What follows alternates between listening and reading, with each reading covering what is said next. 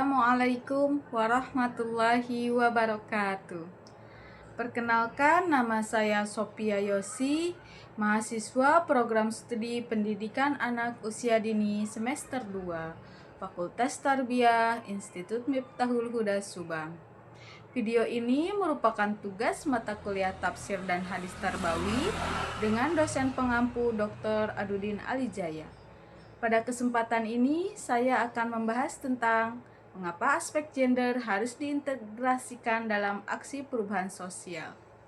Berdasarkan perspektif tafsir Al-Quran dan hadis tarbawi. Dalam Islam, laki-laki dan perempuan memiliki kedudukan yang sama di hadapan Allah. Hal ini dijelaskan dalam Quran Surat Al-Hujurat ayat 13. Yang menyatakan bahwa manusia diciptakan berbangsa-bangsa dan bersuku-suku agar saling mengenal.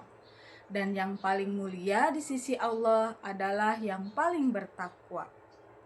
Selain itu, dalam Quran Surat At-Taubah ayat 71 dijelaskan bahwa laki-laki dan perempuan adalah penolong satu sama lain dalam melakukan kebaikan.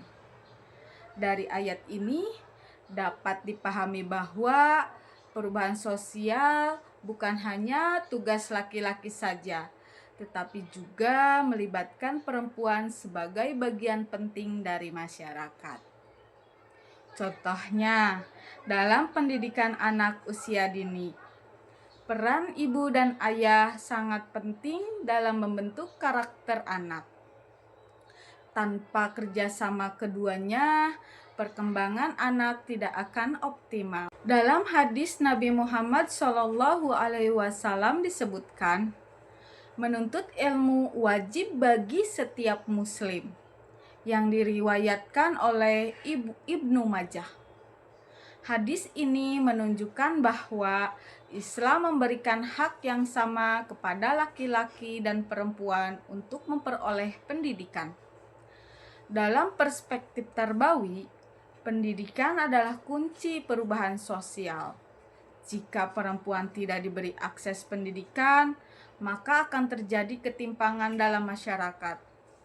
Perempuan memiliki peran penting sebagai pendidik pertama dalam keluarga, sehingga kualitas generasi sangat bergantung pada kualitas pendidikan perempuan. Ada beberapa alasan mengapa aspek gender harus diintegrasikan dalam perubahan sosial. Pertama, untuk mewujudkan keadilan sosial. Tanpa integrasi gender, akan terjadi diskriminasi seperti perempuan yang tidak diberi kesempatan belajar atau bekerja. Yang kedua, untuk meningkatkan efektivitas program sosial. Sebuah program akan lebih berhasil jika melibatkan laki-laki dan perempuan. Misalnya, dalam program pendidikan anak usia dini, keterlibatan ibu dan ayah akan membuat program lebih efektif. Yang ketiga, untuk memperdayakan masyarakat. Perempuan memiliki potensi besar dalam mendukung perkembangan keluarga dan masyarakat. Jika potensi ini tidak dimanfaatkan, maka pembangunan tidak akan maksimal. Yang keempat, sesuai dengan nilai-nilai Islam. Islam mengajarkan keadilan, kerjasama, dan saling tolong-menolong, bukan diskriminasi antara laki-laki dan perempuan. Dalam kehidupan sehari-hari, integrasi gender dapat diterapkan dalam berbagai bidang. Dalam pendidikan, guru tidak boleh membedakan perlakuan antara anak laki-laki dan perempuan. Dalam keluarga, orang tua harus memberikan kesempatan yang sama kepada anak untuk belajar dan berkembang. Dalam masyarakat, perempuan harus dilibatkan dalam kegiatan sosial dan pengambilan keputusan.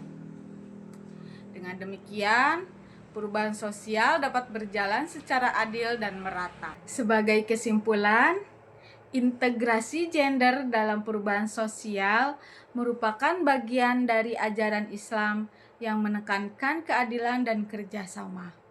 Dengan melibatkan laki-laki dan perempuan secara seimbang, kita dapat menciptakan masyarakat yang lebih baik dan sejahtera. Semoga video ini memberikan manfaat untuk kita semua. Akhir kata saya tutup. Wassalamualaikum warahmatullahi wabarakatuh.